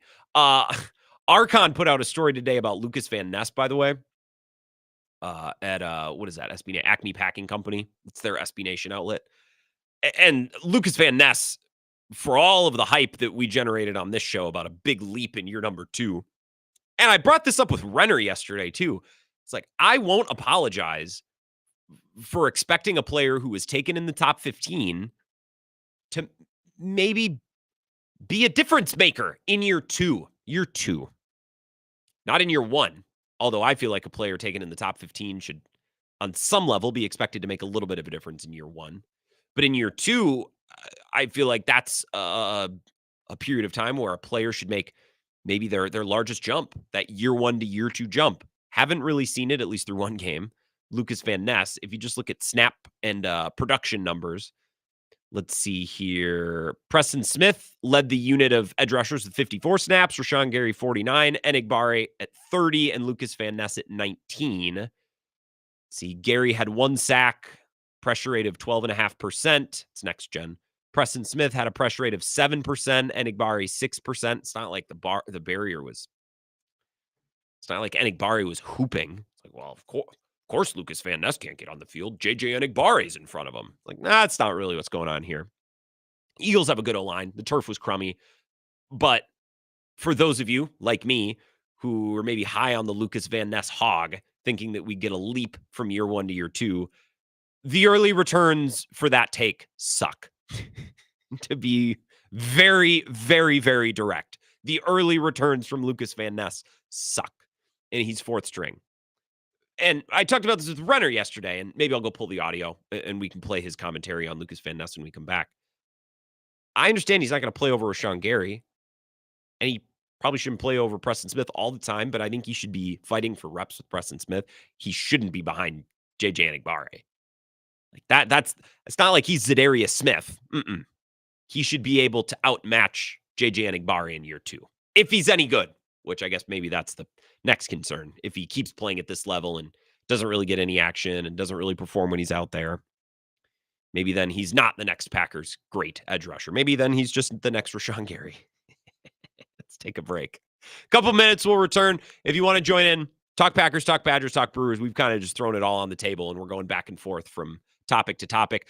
Thorson and Heilprin coming up at 6 o'clock. A lot to look forward to. Great programming throughout the rest of the night. And then tomorrow, Friday, the Badger game, the tailgate on Saturday at the Red Zone.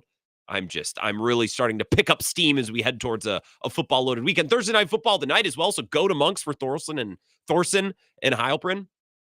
Bills Dolphins, that's a real game with stakes. That's an important game for the Dolphins. So a game with stakes on Thursday night. All right, I'm rambling. Let's take a break. More of your thoughts next.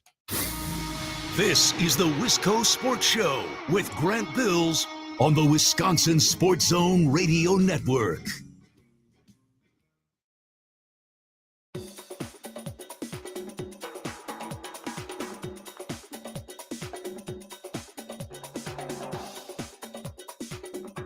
The Wisco Sports Show will resume in 5 minutes.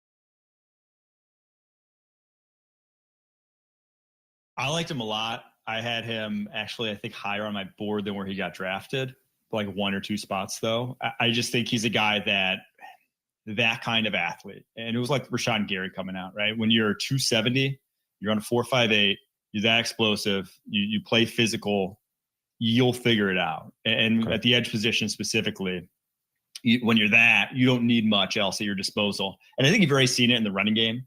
Like, he does not get moved in the running game. He can be, I think they could even do more with him, like on the interior, or doing like 3 down on the interior type of stuff with him being like a 3-4 defensive end type, if they wanted to, with him to get him to see the field more, because he can hold up in the running game very, very well. It's just pass rushing, adding a few like real go-to moves for him is the thing, because he at Iowa, 1, he didn't play much. 2, he played kind of all over, not necessarily just on the edge. And 3, he really just had a bull rush. So that was my eval. It was like, at some point it's going to come on, but I'm not surprised that year 1 and we're this early into year 2 and it's not like home run pick just yet. How long should that take for a top 15 pick with all the measurables? If you're coached well and you have talent around him, and I think that's a deep defensive line, like I don't think he's going to get keyed on. Like, how long should that take to come along? I mean, with Gary, it was year 3 where you're finally like, okay, that's the guy. And that's not uncommon. I do think if you're not seeing high-end pass rush reps by the end of this year, like just reps, it doesn't necessarily have to be takes over games or whatever, but just seeing it, I'm worried. The fact that he's not playing over Preston Smith, though, right now, I'm not worried about that. Preston Smith is a talented edge rusher. The fact he's not playing over Sean Gary, it's like, yeah, you have guys already at that position. You don't need to force just because he was a first-round pick. That's from yesterday. 2 questions, 2 answers with Mike Renner, CBS Sports. I said, hey, where do we stand on Lucas Van Ness? I thought that maybe this would be a guy make a big jump in year 2, top 15 pick, all the pedigree, all the ability came from Iowa. They crank out good NFL players.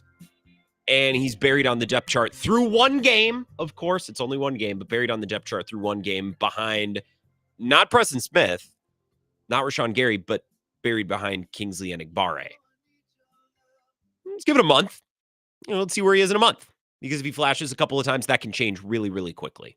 The NFL is not a league like baseball where it's like, why are we still pitching Elvis Peguero? For C's sake. It's the 2nd week of September.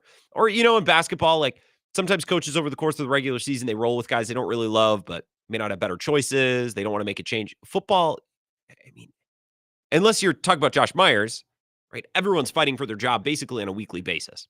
So Lucas Van Ness could play his way into a bigger role. I'm just a little concerned that we haven't seen any progress. And, I know everyone preached patience with Rashawn Gary. I was one of the few people that kind of struggled with that, I think, and was labeled a Rashawn Gary hater. Well, about the end of year 3, that's when you really started to know that you had something in Rashawn Gary. The end of year 3 is when, that's when we realized that Frank Kaminsky existed. The lanky, physically awkward guy from Illinois who was on the Wisconsin bench for 3 years. 3 years? That's not when you finally decide. It's not when you finally come to learn that your top 15 pick from Michigan, from Iowa, that's not when you learn that those guys can play. And I'm not saying that Lucas Van Ness needs to be the best pass rusher in the league in year 2, or that Rashawn Gary needed to be the best pass rusher in the league year 2. But I'd like to get a little bit more of a return on these top 15 picks. Well, they're developmental. Then develop them. Then coach them. What's been going on? What's been taking place in practices and during the offseason? Like, if we go through this whole year with Lucas Van Ness playing a minimal role, a very, very small rotational role behind JJ Enagbare, I'm going to be disappointed. Start to think that player is not contributing what they should be contributing for where they were drafted. And maybe that's a Lucas Van Ness problem. Maybe it's a Packers coaching problem. Maybe it was a talent identification problem. Maybe they shouldn't have picked him that high. I don't know. But I just think with the stack of talent they have at defensive line, all of the good bodies, it's not like you're asking Lucas Van Ness to go 1v1 against the best tackles in football. He gets to rotate in and out when he's fresh and be put in positions and line up in alignments that are advantageous to him to maximize his skill set to get him in good matchups. I don't know. I'm underwhelmed. And for Renner yesterday basically said, well, Rashawn Gary, you didn't really know until the end of year 3. And I'm like, yeah, we didn't really know, and really even since the end of year 3, of course, injury being considered, it's not like he's been some game-breaking edge rusher. He's been fine in some nice moments, but he hasn't been Nick Bosa. He hasn't been Myles Garrett, and I know he wasn't supposed to be those guys, but he's supposed to be Nick Bosa, Myles Garrett light, and I don't think he's been Nick Bosa or Myles Garrett. I think he's been closer to a very, very souped-up version of Nick Perry than a watered-down version of Joey Bosa or Myles Garrett. Does that make sense? Like, if there's a spectrum between really, really good edge rusher and probably mostly overrated edge rusher, I think he's closer to being a really, really good Nick Perry than he is to being a poor man's Myles Garrett. And that's a problem because that's kind of who they need him to be. Not Myles Garrett, but a poor man's Myles Garrett. That's reasonable, right? That's not out of the realm. At least I don't think so. 608-321-1670. And you can tweet me at Wisco Grant. We're closing in on Thorson and Heilprin. I got a text from Adam in Chippewa. Says, don't get me wrong, I love football as much as the next guy, but I kind of miss the midsummer Brewers obsessed Grant. Me too, a little bit, but my God, it's September. They keep running Hobie Milner and Elvis Peguero out there. I mean, are they not messaging to us loud and clear that we shouldn't take them seriously right now? Get your best players on the roster and get your best players in the lineup every night. And I'm not even talking about last night because that game was over last night. But pulling Yoel Payamps in leverage to run out Hobie Milner to face Nolan Arenado, are you kidding me? It's September. It's not flipping April. Get your best pitchers in the lineup, on the mound. Elvis Peguero and Hobie Milner are not two of them. Anybody else? You have a lot of great options at AAA. You have a lot of great guys. Brian Hudson's at the minors. I don't need more Elvis. I don't need more Hobie. Hobie has had 5 months now to prove that his batted ball luck was just that, and he continuously does not. It's like, well, he's got a real snake-bitten season. Okay, well, I have a lot easier time accepting that after 2 months than after 5. Like, oh, so he's still getting bad batted ball luck? Is that it? Or maybe he's just not very good. Elvis Peguero's no, he's still just not very good.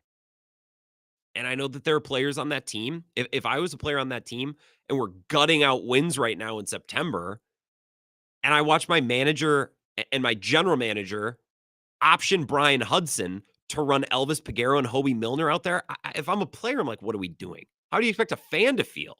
I'm not staying up late for that. Option Elvis Peguero already and bring up someone good. This is a division-leading team with playoff aspiration. Take these games seriously. So there you go. There's a Brewers thought for you, Adam. I miss Brewers obsessed Grant too. 608-321-1670. Final segment before we turn things over to Thorson and Heilprin. We'll wrap up the Wisco Sports Show next. This is the Wisco Sports Show with Grant Bills on the Wisconsin Sports Zone Radio Network.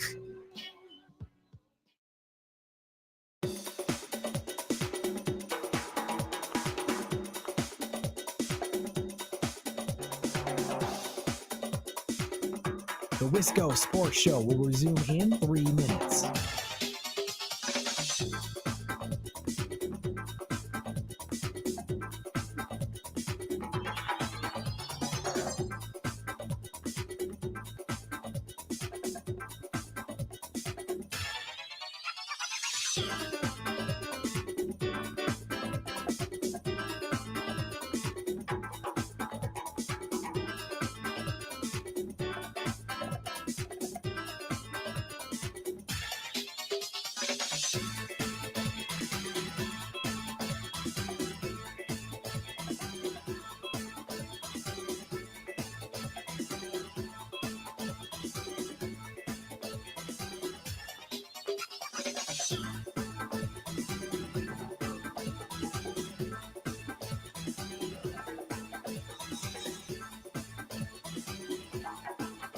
The Wisco Sports Show will resume in 2 minutes.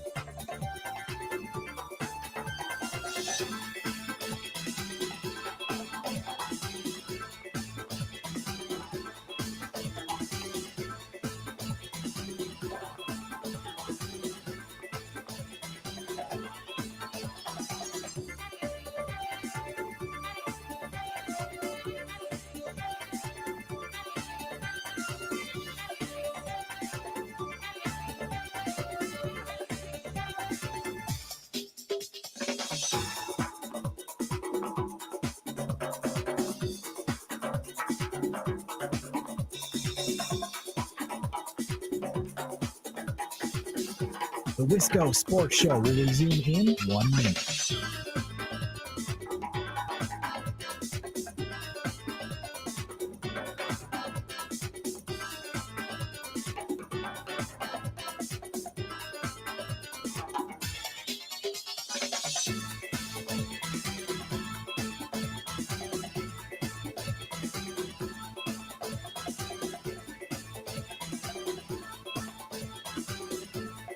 The Wisco Sports Show will resume in 30 seconds.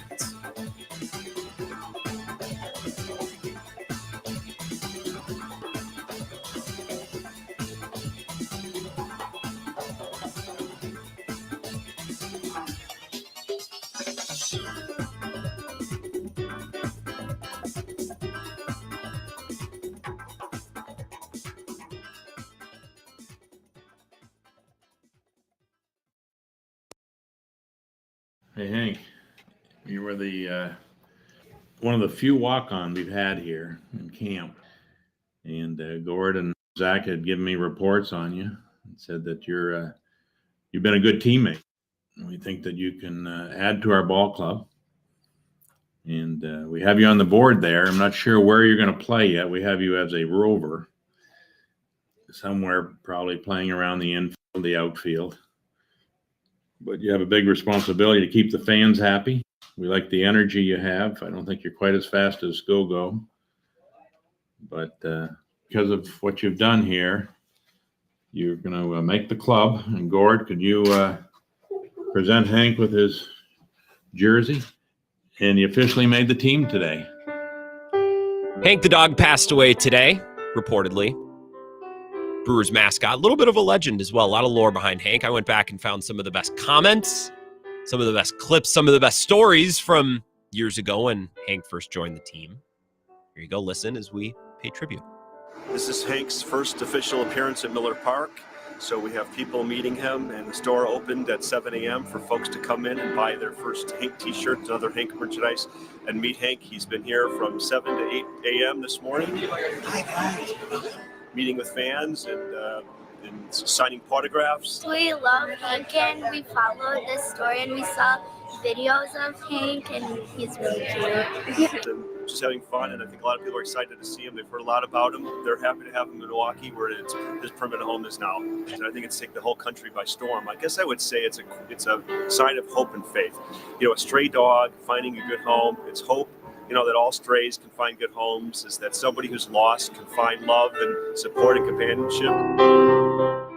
We love Hank and we followed this story and we saw videos of Hank and he's really cute. I'm a Cubs fan. Yes. So even dogs can cross team lines. He's a puppy. Who doesn't love a puppy? The reality is we didn't plan this. We didn't orchestrate this. This sort of fell into our laps, and we didn't realize, candidly, that this was going to be an international sensation. He's a puppy. Who doesn't love a puppy? We remember Hank the dog, and the Brewers putting together a nice tribute for Hank tonight, at least in the lineup. A little bit of a surrender. You know how like a football team will take a knee on the first play to pay tribute to someone who has maybe passed away or who's left, as if to say, hey, on this play, we're giving up out of respect and out of deference to someone who's passed. The Brewers are doing that. A little harder to do in baseball, but they are batting Sal Free like fifth. So they're doing their best version to give up and pay respects to the passing of Hank the dog earlier today, and rest in peace. In all seriousness, it was kind of cool to go back and watch some of the early videos. Rick Schlesinger was in his bag when Hank the dog first came onto the scene. Some nice comments, and those comments feel applicable today. A smart radio documentarian once pointed out that Maryvale seems like a natural home for the Brewers, a community that's not affluent, doesn't wave their wealth in your face. It's a community of people that have to do more with less. And I feel that way about the Brewers as well. And the story of Hank the dog and a stray finding a home in a place that was least expected. I mean, look at Colin Ray. Look at half of this team, half of the bullpen, really most of the bullpen. I mean, they have really developed some of these relievers into something special. Guys who've been DFA'd, optioned, cut loose elsewhere, whether it's Hudson or Koenig or McGill. It's the second week of September, so I would like to be able to tell you that we're done with the Hobie Milner, Elvis Peguero thing, but it seems like that's going to continue to be a thing. So, again, for those who are like, Grant, well, why aren't you talking as much Brewers? I thought this was the Brewers show. Yeah, I mean, football is going to take precedence over baseball right now. When we get closer to the playoffs and games and they're clinching and things really start to matter, of course, we'll talk about the Brewers. We're not going to ignore them now that football started, but football is, started to become a little bit more important and in the forefront. We'll continue to talk baseball. I will start taking this team a little bit more seriously when they stop running Elvis Peguero and Hobie Milner out there. It's the second week of September. Like it's time. It's time to use the good players. It would be one thing if they didn't have better options, but they do. Like Hudson is available. I think Miz and Yoho would be better. I thought one or both would be up by now. They're not. I mean, shoot, Joe Ross has been great. Joe Ross has been a much better option than either Peguero or Milner. Hobie Milner, it drives me nuts. He's been bad all year, but he's been bad under the guise of batted ball luck. And I think his batted ball luck has been bad. But if you're giving me 5 months of sample and you can't get anyone out, I start to care a little bit less on how those hits are coming. Because after 5 months, I really can't convince myself that, no, his luck is just about to turn. I know it's the second week of September and we've been doing this since April, but trust me, we're almost there. We're due. We're so due. We're right there. But we're not right there. Like Milner needs to be done. It's fine. We can be done with Milner. That's fine. Hey, Zach and Ebo coming up in just a little bit. They are at Monk's in Sun Prairie for Thorson and Heilprin tonight. They will be talking Badgers. They'll talk a little bit of Packers as well. I don't know that they'll be talking Brewers. So sorry to a couple listeners who've texted in today. I'm interested to hear Zach's input. Zach is really the only Badger reporter that I haven't heard from this week. We've heard from Jesse. I mean, I talked to Zach on Monday, but I'm talking about on the air. Jesse's been on. Colton's been on. Nick, I believe, was on with Ebo earlier this week. We've heard from just about the entire Badgers beat, except for Zach. So I'm excited to hear from him tonight. And if you're out and about in Madison, if you're like many who are planning to come to the Red Zone on Saturday morning for the tailgate, and you should be, there's going to be a big crowd. It should be a really, really fun group. But if you're feeling like you just can't wait, you're losing your patience, you're getting excited, we'll come out to Monk's in Sun Prairie tonight for our Madison listeners on WOZN. Take advantage of food and drink specials. You can watch Thursday Night Football and, of course, rub elbows with very, very, very important sports journalists like Zach and like Thorson, who, unlike Ebo, his morning counterpart is holding, what has he said? Journalistic integrity very near and dear. It's been very important to him. So I'm excited to listen to Ebo and Zach as I kind of pack up and make my way home for the night. This Thursday night game, I think I'm going to start Devon Achane. I think I'm going to do it. Charge told us earlier today, if you have a better option, take it. I don't know that I have a better option. I suppose I could start Jeff Wilson. I'd start Jeff Wilson if Achane wasn't active, but Achane's active, and I saw a couple of tweets about how like he was smiling and looked really good in pregame. So we'll see. A little breaking Brewers news. And Oli Paredes reinstated from the 60-day injured list. I like that. Elvis Peguero option to AAA Nashville. There you go. Now do Hobie, and we'll be good. It's time to stop pitching the guys who aren't any good. I'd also prefer for Sal Frelick to not hit fifth, but I'll take one win when I can get it today. Thorson and Heilprin coming up next tomorrow. We never miss a Friday show. We'll get ready for Badgers, Bama, and of course Wisconsin or Green Bay in Indianapolis on Sunday, the Malik Willis Show. Have an excellent night. Enjoy Thursday Night Football. Talk to you tomorrow.